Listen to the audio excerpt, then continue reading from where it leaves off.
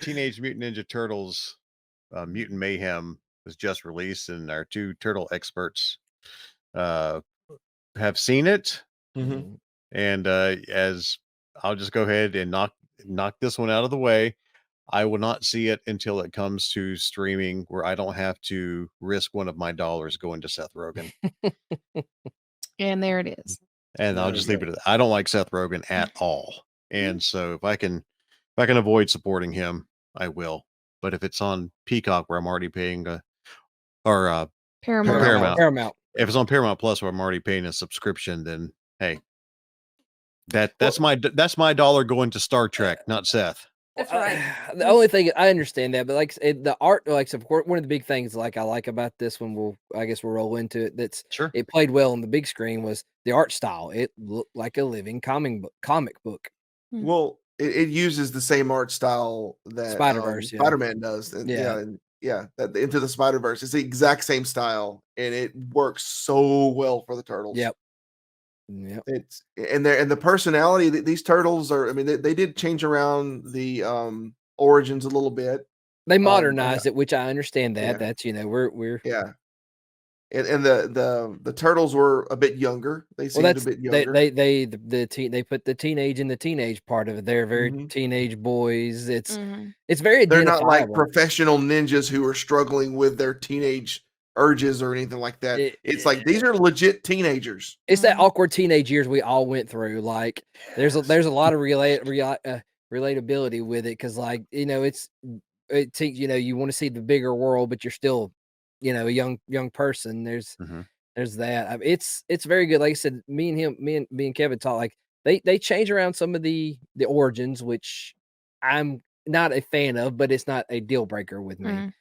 Like I said, I mean, I don't want to go spoiler territory. I don't know how far we want to go into this. No, well, in this, I will say in this one, the origin is similar, but it's still the ooze and everything. Oh yeah, there's a lot of the ooze is still there, but the origin's Baxter Stockman. Okay. Which is you're one of your favorite actors, which I hate you're not going to support there, Giancarlo Esposito. He is the voice of Baxter. Look, he's going to get a lot of money from me when he shows up at Alabama Comic Con. Yeah, I'm not worried about granted, it. he's only in there for a few, but I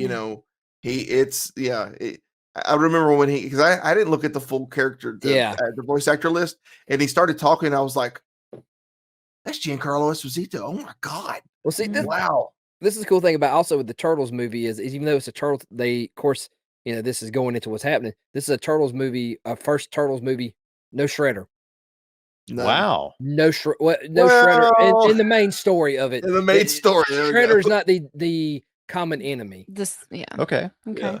You kind of get, like I said, you get Baxter Stockman, and of course, what they did, that's one thing I do like. They kind of gave his, eventually Baxter Stockman becomes, the Fly, which he is Super Fly, which Ice Cube, they could have picked better.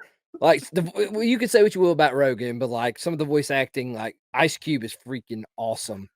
Like it's so good. Yeah, he did Ice Cube obviously plays a good aggressive guy, and he's just all the roles he plays, he's always like, he's got that trademark style. So he always plays like a good aggressive character. And in this one, it was like when he played Superfly, it was the best. I don't know anybody that could have done any better than that, honestly. Him and of course Paul Rudd is Mondo Gecko. Yes, which is Paul's in this too. Yes, okay. It has a all-star cast. Like a lot of I saw the names firing off whenever I catch the previews. Yeah, it is funny. Some of them were kind of odd to see some of the choices. Like Leatherhead's voice was very funny, but still like odd, because you're so used to the cliche Cajun where you have a more feminine Australian accent. Yeah, that's Rose Byrne. It was I interesting. Can't pronounce her name. Rose Byrne. Well, it's cool thing about like it's all the old cartoons. Like essentially, like I'm not going to story, but you kind of get to see the Turtles and kind of an actual movie adaptation of the Mutanimals, which has never happened before. Well, and this is kind of like an origin story. I mean, there's a lot. Teenage Mutant Ninja Turtles origin story a lot, but we get to see the origins, like all of them. Yeah, Like, and they've Bebop, changed all it, that. but it's gonna make sense for the world they're building. Yeah. Okay.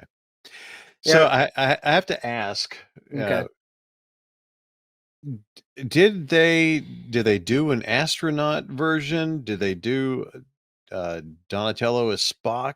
No, all those you talking about all the figures like they just released Yeah, with them? Those were all just tributes to the just original okay. figures. Like, Because I did okay, I take back what I said. I did throw $1 or 2 towards Seth, I guess, because I did buy that box set at Walmart. they're, Just they're because Donatello is yeah, Spock in there, I'm like, "Oh, that's perfect."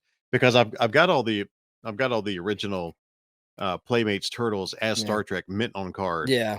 I've got them all. And so when I saw them bring out Donatello on it, I was like, Yeah. "Okay, I got to get that box set at least." Well, while we're going on that, like I said, I know you're a fellow Ralph guy there, Kevin. I don't know about you, but like my turtle, I was very happy how they presented Ralph. He is the brute, the tough guy, but he also has the big heart. Did you also catch where there was a point in there where his shell cracked? Yeah. That was incredible. I mean, because Yes. that's been something they've carried throughout a Yep. lot of the movies is that Raph is so aggressive that he has a cracked shell. Yep. Um, I so tell you that really, like I said, I like Raphael. Raphael's my favorite turtle, but I want you to know if Donatello is your turtle, this movie oh was my made for god, you. Donatello yes, is the best turtle in this movie. His yes. character is so good. He is so funny. The young guy's voice is so perfect for that teenage awkwardness. It's really good. Like I said, if you're a Donatello fan, you're gonna love Mm. this movie because like Donnie is to me the best turtle Well, in this and the movie. thing is like I really liked Donnie was to me Donnie was good. I kind of felt like the one that had the most growth and that was the most different was actually Leo. Well, Leo, yeah, 'Cause coming into the leader shoes, Yeah, like he's because I mean they all look at him like, oh look, oh, he's trying to be the big yeah, leader, and they were just he's making fun of him trying to constantly, and being dad's then favorite. yeah, and then he actually starts actually being the leader, and they're like pointing out like, bro, you're actually being a leader now, and then he just says something, they're like, you ruined it. And this also here's the other thing, like you're gonna like I said with y'all guys being parents of y'all guys y'all have teenagers now. It's very like even though my son's younger, but like it's a Splinter coming to terms with his sons are growing up and they have to go out into the world. Mhm. That's a big thing on parenting there. Like you're gonna be like, okay, this hits home. Mhm. Which Jackie Yeah. Chan also another great Oh voice my casting god. for Splinter. That So was like the such a greatest, man. Oh my god, he was oh so good.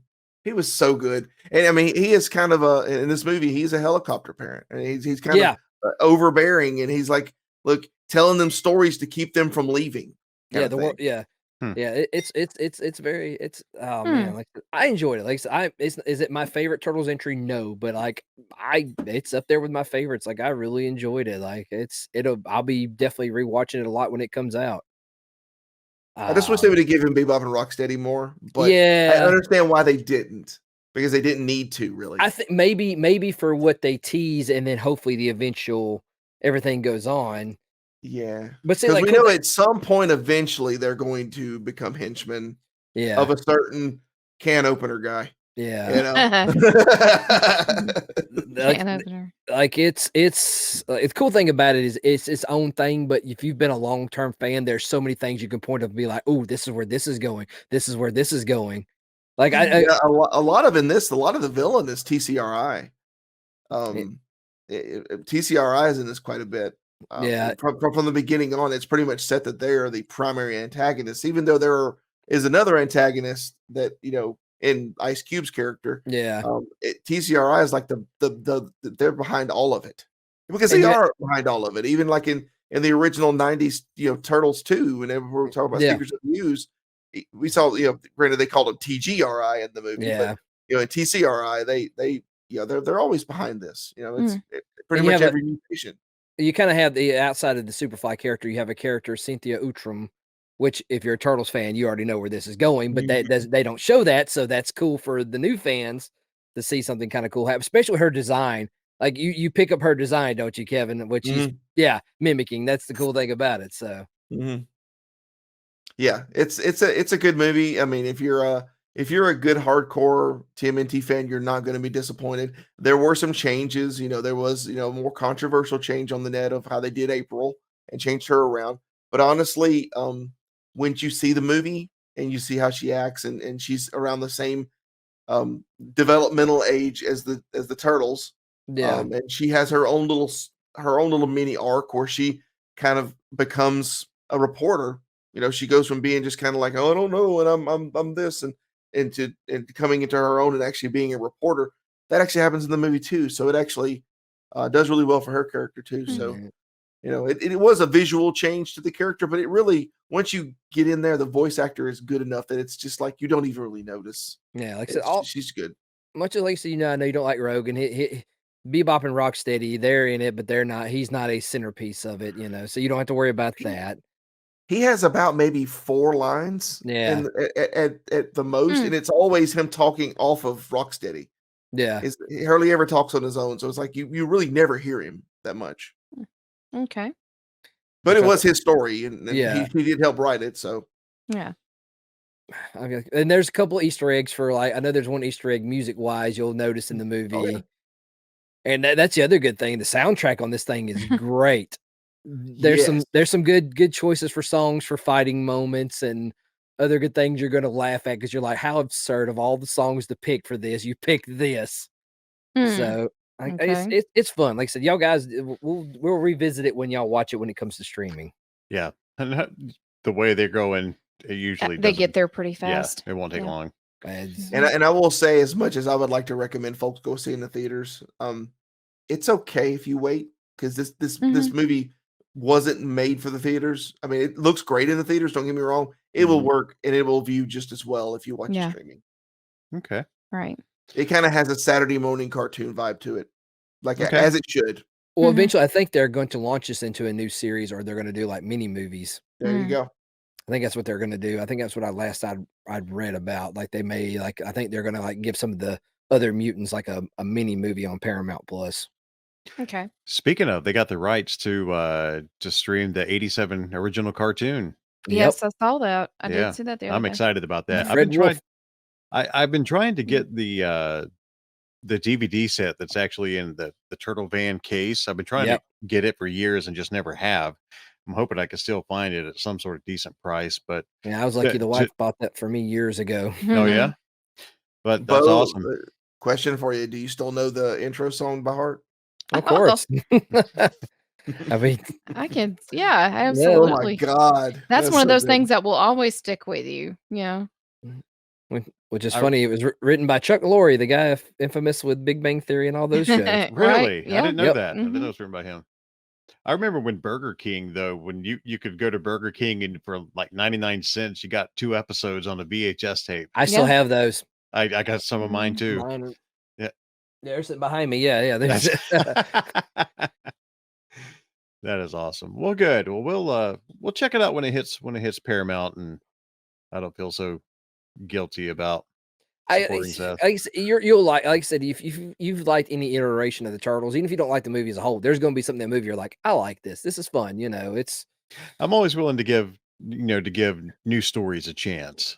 You know, but I have this OCD issue with certain actors, and Seth is one of them that I just can't bring myself to. And I was telling these guys before we really got into the episode, I probably still would have gone to see Super Mario Brothers in the theater because I love Mario and Luigi so much, and I didn't know that Seth was the voice of Donkey Kong. And when we got in there and I heard that laugh, I'm like, oh no. I've supported him. Oh, I feel horrible. Because I feel dirty. I need to go wash my hands. It's like when Ace Ventura finds out about Lois Einhorn. Yeah. That bad. He's in the shower scrubbing. No! The crying game. Yeah. So that's what happened to the plunger. Okay. Well, I wasn't kissing Donkey Kong, but Yeah.